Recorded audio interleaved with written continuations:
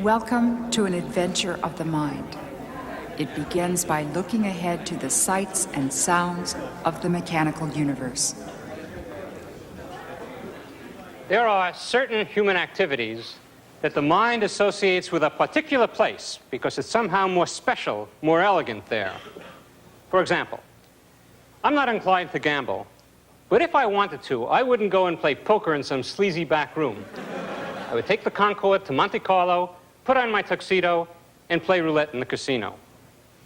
In the same way, when I think of tennis, I think of Wimbledon. For horse racing, it's the Kentucky Derby. For opera, it's La Scala.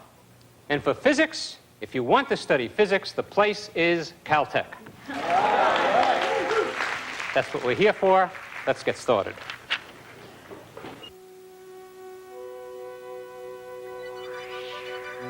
There is a branch of science, cosmology it's called, that concerns itself with the past, present, and future of the universe as a whole.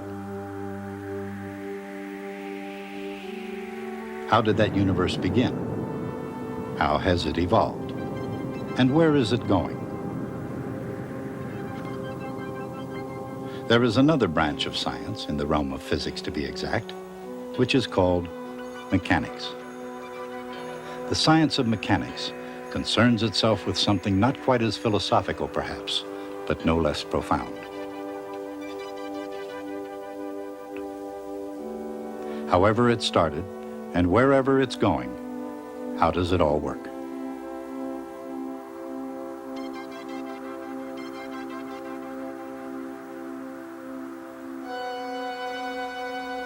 From the smallest particle to the largest cluster of galaxies, what keeps it all going?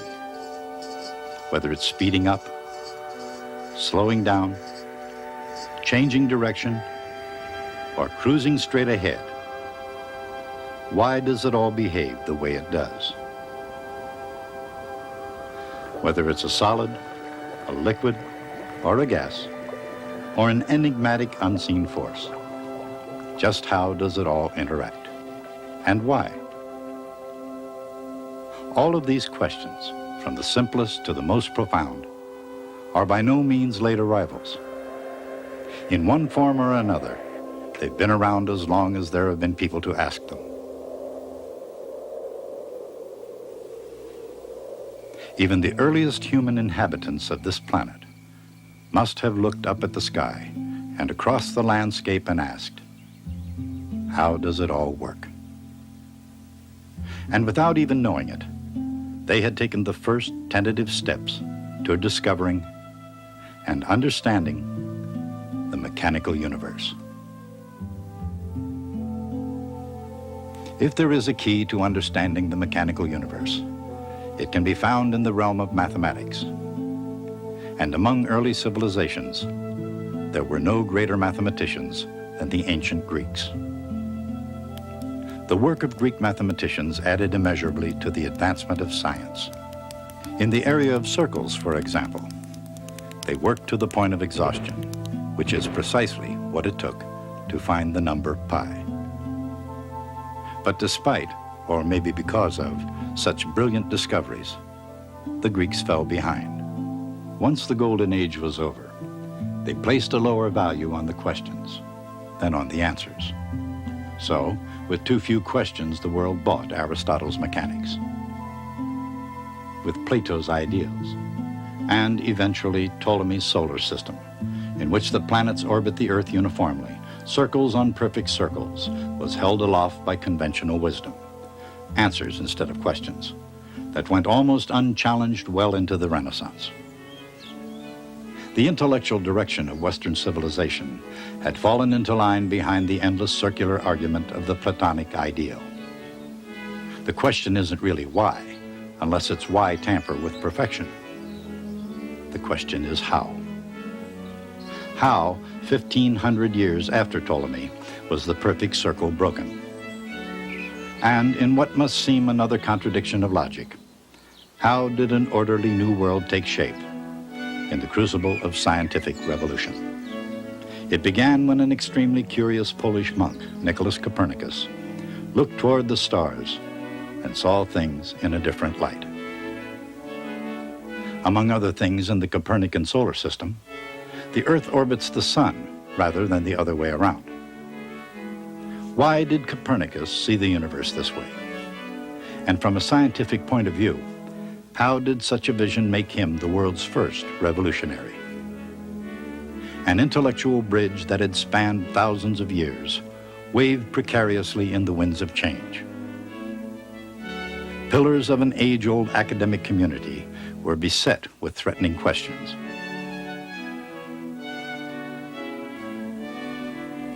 No one was better equipped to fill the intellectual void than Galileo Galilei.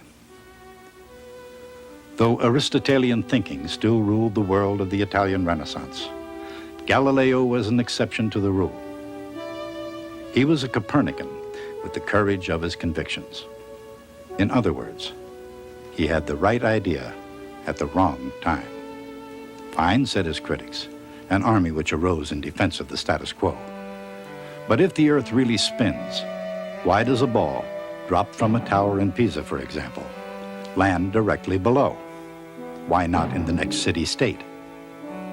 For a change, the answers were more dangerous than the questions. The Church, which considered him both a threat to Rome and an affront to common sense, warned him to leave things in their proper places. Nonetheless, in practice and theory, Galileo spoke the truth and proved what seemed to be the impossible. And when all was said and done, well, in my left hand I have a feather. In my right hand a hammer.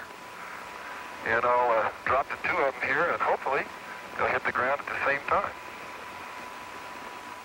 How about that?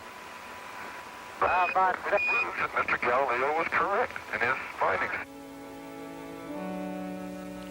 Galileo's findings are not only correct, they come down through history as an amazing example of the scientific imagination at work. With his brilliant mind set on explaining the universe in scientific terms, Galileo's experiments led him to discover the law of inertia. With uncanny physical insight, he accurately envisioned the parabolic path of projectiles, as well as the law of falling bodies. Even today, when they come right down to it, the questions behind these experiments are as challenging as they were 3 centuries ago. How did Galileo calculate a projectile's path? And by doing so, how did he begin to propel mathematics deeply into the future? In the days when seeing truly was believing, how did he disprove the obvious perception about falling objects? How can a hammer and a feather land at the same moment? And as Galileo himself fell from grace in 1633, why was the whole business of the universe a trial to everyone concerned? About the same time, every day was something of a trial to the wandering mathematician, Johannes Kepler.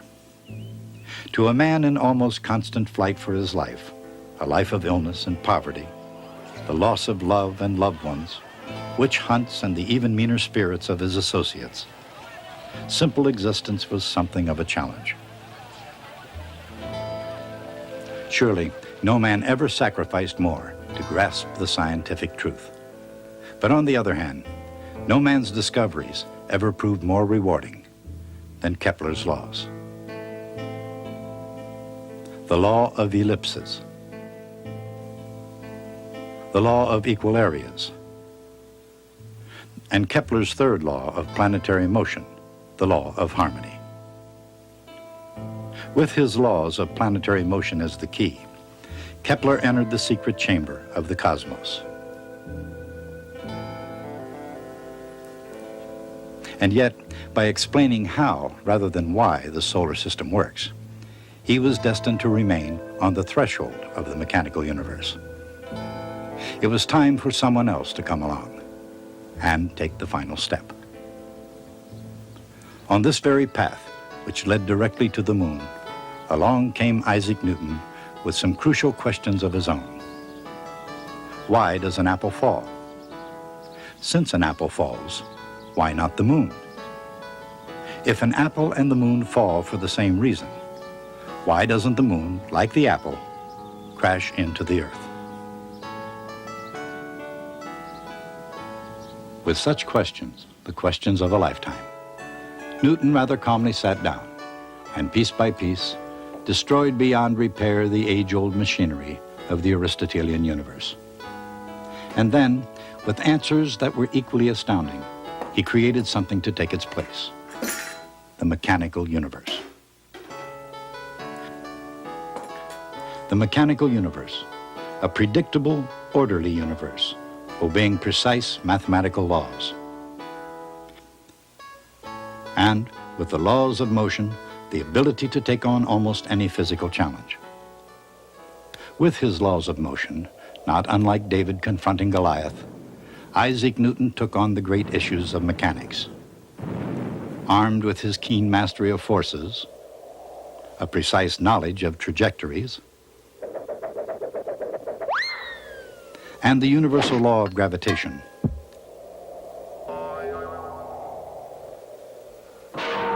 Newton mastered more than any human being before him. And for that, he deserves serious attention and considerable fanfare. Nonetheless, in science, answers are part of the past. The future belongs to the questions that science raises. Which means that even Newton's laws were only a beginning in the right direction. For example, in modern times, a projectile can be guided with mathematical precision. How is that done? Part of the answer is an instrument called the gyroscope. How does it work? And in the all-encompassing mechanical universe, why is even a bicycle wheel a kind of gyroscope? Angular momentum is a key to the answer. But what is angular momentum? And why does it turn out to be so vital throughout the universe? From the cutting edge of the most distant galaxy to whirlpools in the family bath, angular momentum moves in all the best circles. And among other things, moving in circles is the key to keeping perfect time. Few things govern as steadily as today's mechanistic concern with time. However, while people now have more time on their hands, the preoccupation with it is hardly a recent phenomenon. What is comparatively recent, however, is the phenomenon of accurate time. It came about gradually, day in and day out, for 4,000 years. It finally arrived, with an understanding of harmonic motion. What is harmonic motion? And when it comes right down and up to it, how does harmonic motion really work? And going full circle in the mechanical universe, how is it related to circular motion? The answer isn't as mysterious as it may seem at first perception, and there's no reason to approach it in a roundabout fashion. However, sometimes it helps. All it takes is a little differential calculus. While Isaac Newton's calculus goes far and wide throughout the mechanical universe, the scope of his generosity was considerably more narrow. Baron Wilhelm Gottfried von Leibniz strode the European landscape with the supreme confidence, and a number of good reasons for it. As a German diplomat and mathematician, Leibniz was so successful that Voltaire characterized him as the epitome of optimism. Worldly, outgoing, quite a fellow with the ladies, Leibniz had nothing in common with Newton, except the discovery of the calculus. There was plenty of room on Newton's plate for a little kindness. After all, he had created the laws of motion, the law of universal gravitation, the reflector telescope, a theoretical explanation for light and color. The menu of his unmatched accomplishments was extensive, to say the least. And yet, despite so much intelligence, Newton permitted, if not encouraged, a bitter controversy with Leibniz. This episode, only one of the emotional dramas in the mechanical universe, threatened the reputation of one man, and the sanity of another. But it will also illustrate one of the curious paradoxes that lurk within the human heart of science. For example, while the scientist isn't always rational, the scientific environment nearly always is. In fact, a physics laboratory is where nature reveals herself in the most rational terms. Compared to Newton, what does the modern scientist really do? Beyond the well-intentioned textbook definition, what's the method of science? And in the real world, how does the scientific method really work? Sometimes it begins with a small beaker of oil, a sturdy iron pot, a dash of discipline, a measure of creativity, and perhaps a touch of genius. And sometimes, although very rarely, the result is as significant as the value of the charge of the electron.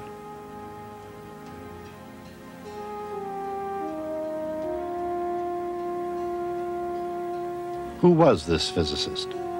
And by what painstaking means did he become one of the more famous men in scientific history? Past, present, and future, physicists are forever fascinated by the mysteries of nature. For example, the mysterious nature of light. Light. The very idea has been as hard to grasp as the almost incomprehensible vastness of the universe, and its speed has been even harder. Why does it have a specific value? Why is it called a fundamental constant? And precisely what is a fundamental constant of nature? Henry Cavendish knew the answer when he measured Newton's universal gravitational constant. In the process of finding it, Cavendish not only weighed the expanding British Empire, he weighed the entire planet. How in the world did he do that? Well, not by hanging out in a pool hall.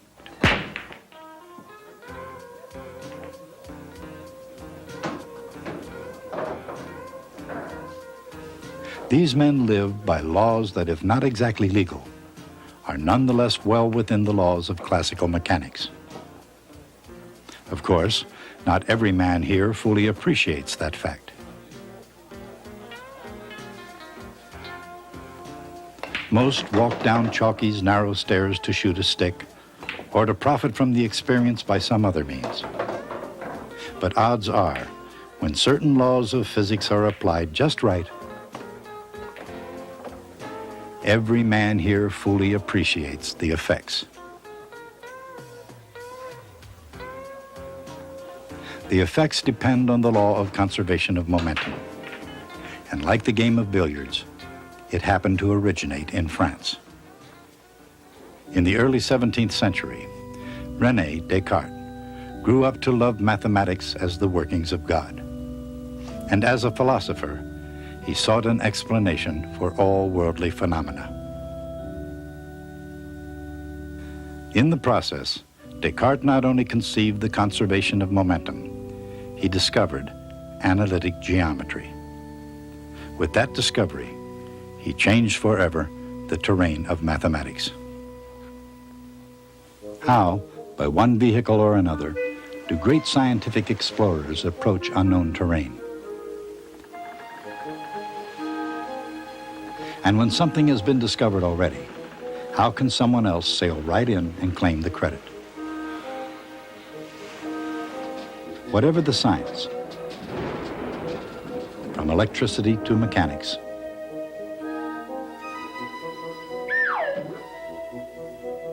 credit sometimes goes not to the first to make a great discovery, but to the last. Surely this was true in the case of James Prescott Joule, who was far from the first to explore the realm of energy conservation. He might have been the 8th or 9th scientist to come across the law of conservation of energy. But like Columbus, Joule got the credit for discovery. Why? And in the greater scheme of things, why does it really matter? In the storehouse of the cosmos, the shelves are as amply stocked with energy today as they were the morning the universe opened for business. On the other hand, If energy is never lost, why do muscles get tired? And why do masses fall? Mechanical energy, like exercise in general, has a lot to do with speed and position. For a different perspective on changing positions, catch the drift of the good ship Irish Coffee, a challenge if there ever was one in the mechanical universe. Sophisticated electronics, state-of-the-art tracking devices, personnel beyond compare. These are the resources of the United States Coast Guard. Also, behind the scenes, there are the tools of vector analysis. In a crisis or a classroom, how can vector mathematics go to the rescue?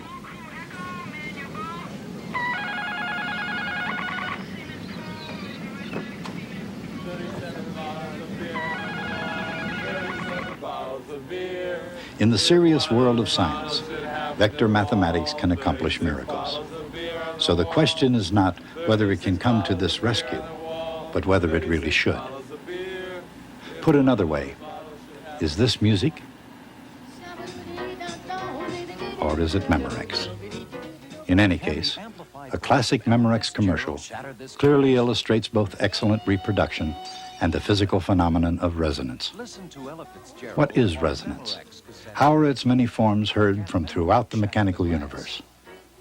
And why does a mere human voice, even one as powerful as Ella Fitzgerald's, produce such shattering results?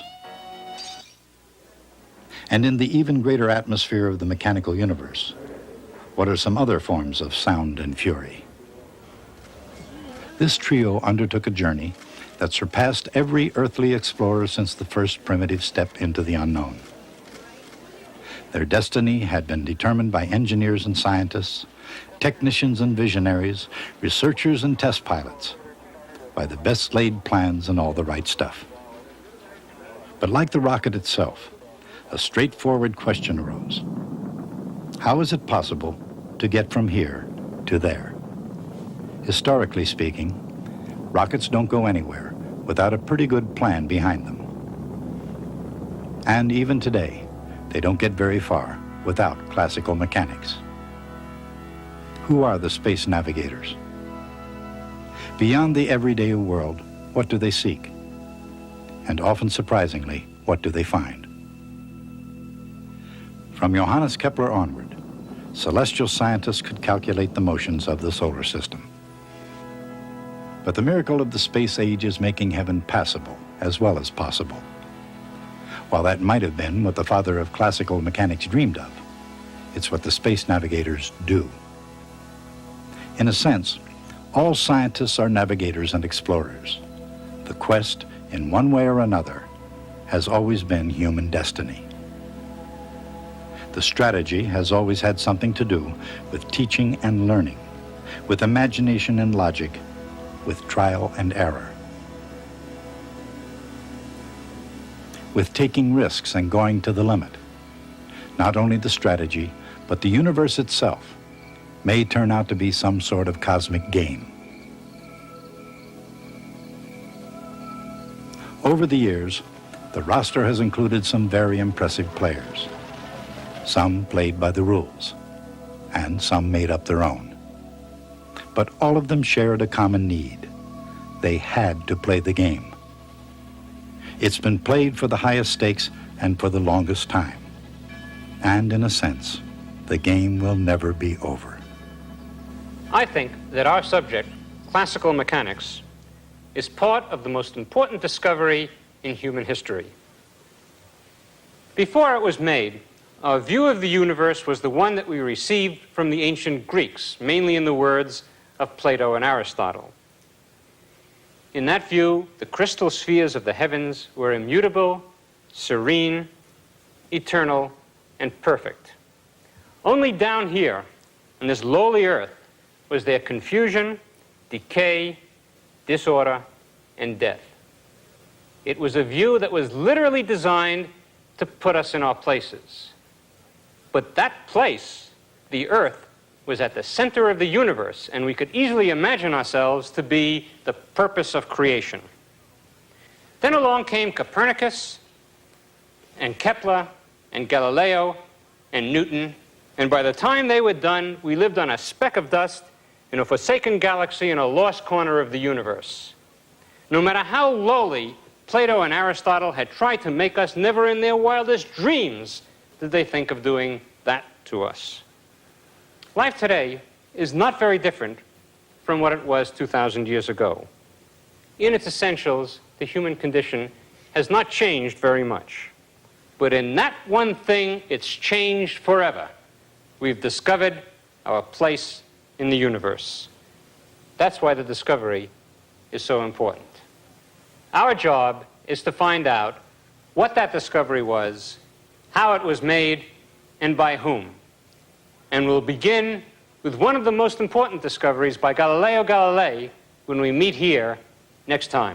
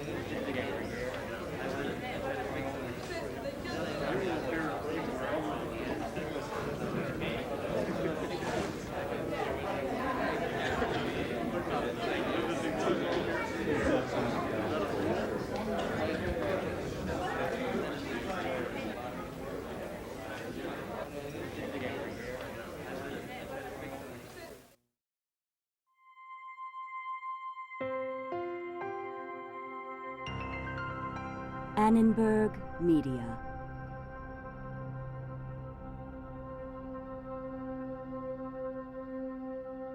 For information about this and other Annenberg Media programs, call 1-800-LEARNER and visit us at www.learner.org.